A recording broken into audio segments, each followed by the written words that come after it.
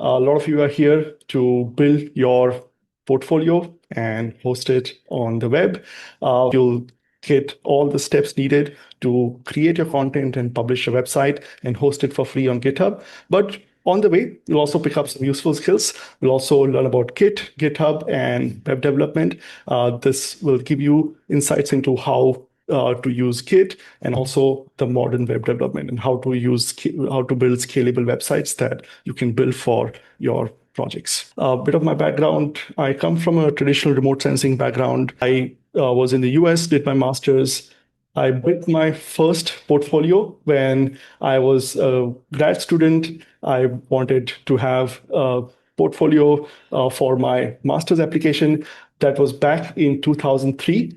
Very early days. I didn't have a place to host it, so I just put that HTML files on a CD and shipped it with my master's application. And I got my master's admission at University of Wisconsin. I don't know if they saw my portfolio, but I was proud that I made it and had it available. Since then, I've been developing a lot of websites. My professional experience has been mainly with Google. I spent 15 years there working on a variety of teams. I did a lot of cloud work there. Also did some web development there. And presently, I've been teaching since last 6 years. And this is the first course that we have built after a long time that kind of goes into regular web development and Git. There's the world that we live in. This has become an essential skill for everybody who's working in technology. And that's the kind of motivation to help people learn it in a way that is not too technical. And also there's a kind of a outcome attached to it that you'll end up with a portfolio. There's a part of my career which a lot of you don't know about. I love building websites. I've been building websites for a long time. I got my first job as a grad student building a website for the local sailing club. And they were looking for somebody to help the website. And I said, okay, I have those skills. So I ended up a job. And as a side perk, I got to learn sailing. Since then, I've been just hooked onto web development, did a lot of work throughout my career. And I found it's a very helpful skill that you are able to kind of build stuff, put stuff on the web. And finally, I've built this course so that you can also learn the skills and be able to share your work. In this workshop, the first part, we're going to cover some theory. So you get a good understanding of what is Git, what is GitHub, how does the web development work, how our statics versus dynamic sites are built. And then we'll start doing hands-on work. Most of the workshop will be hands-on, that we'll be working together. You'll be building your portfolio, and then we'll host it on your own GitHub account, and you'll have a working website at the end of the class. For the first part, the hardest part will be setting up your environment. You're going to do that first, and once everything's set, the rest of the stuff will be just kind of doing hands-on work and populating the portfolio. When we come to adding project pages, that's where you will need lots of data about your projects. So if you don't have it ready, make sure that by the time we reach that part, you have the data that you need for your projects. Either it'll be some code, scripts you wrote, some project reports you built, some presentations you did, anything that you want to showcase, you should have it so that we can extract the content out of it and put it on the website. And we'll have some advanced configuration and Q&A that we can do at the end. The template that we will start with will look something like this. Let me go and open this portfolio. This is the template that we'll be starting with. We have a portfolio page where you'll have your and the home page where you have your pictures, some brief bio information there, some skills that you can showcase. The main part of a portfolio website would be projects. So this is the main section. We have a project section where you can list your projects. And a project could be just information about a project, saying what you did, who was the client, what was the purpose of this, and share some videos and materials with this.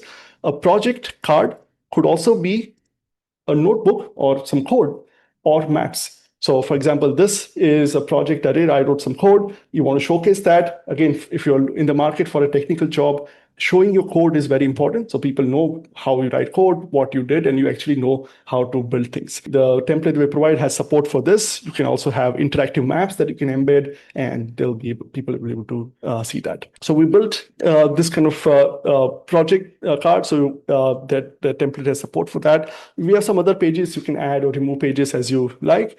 And then finally, we have a contact information. So this is kind of the basic template.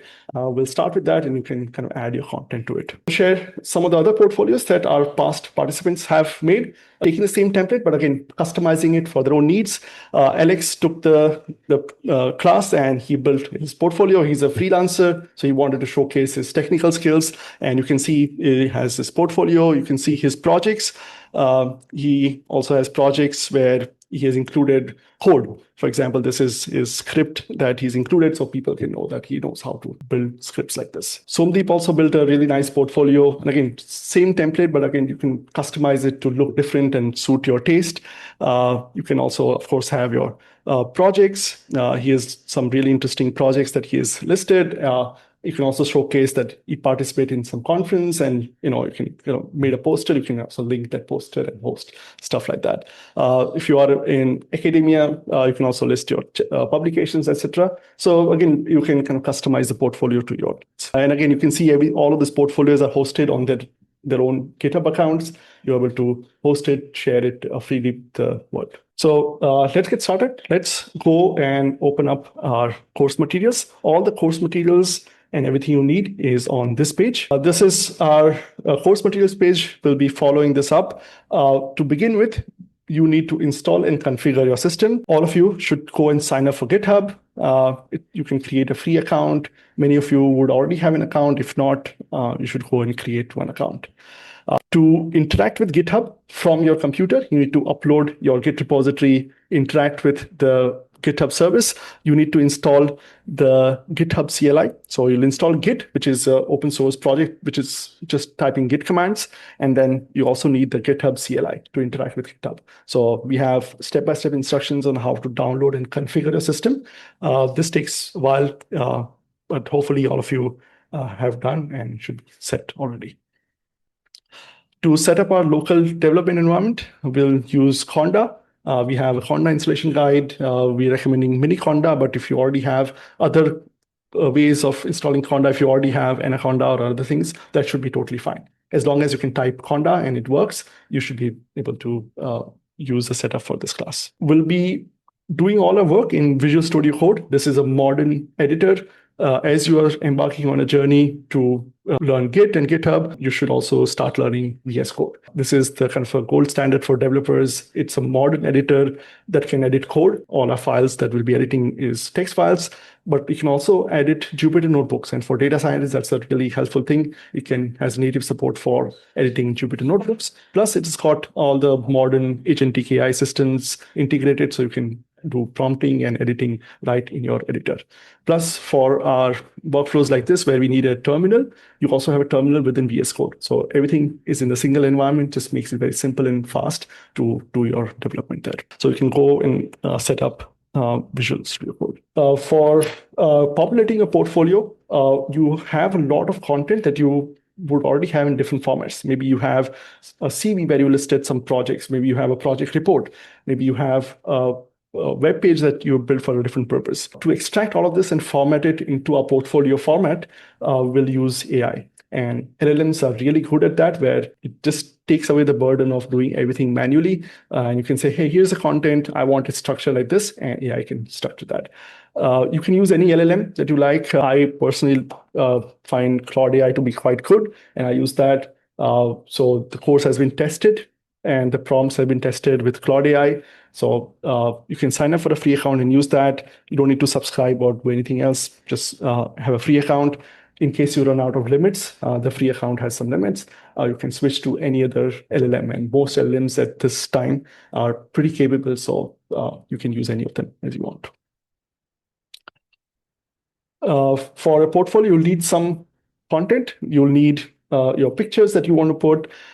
Note on the pictures, if you have pictures, make sure you resize them to quite small. When somebody opens your website, they'll have to see the image, and the image will be sent from the server to their browser. If your image is very big, your site will load slowly. And typically a profile picture doesn't need to be very big. So make sure if you have a large image, resize it to be a small image so that your website loads fast. You need at least 2 pictures, one profile picture and one homepage picture that you can list on your homepage. Your CV, any format of CV is fine. Again, if you don't have an updated CV, use an old one. to understand the workflow and how to use that. But later on, you can update it and use that. Project artifacts, start collecting your project artifacts that you may want to showcase on your portfolio. Put everything in a single folder so you can find it easily. I'll show you the content that I have collected. So here is my desktop, and you can see the data that I have put here. I have my profile picture. Again, I've cropped the image and made it small so that it loads fast. I have an about image that goes on a homepage. You can go and find the image that you like. Again, the idea is even if it's not a perfect image right now, use it.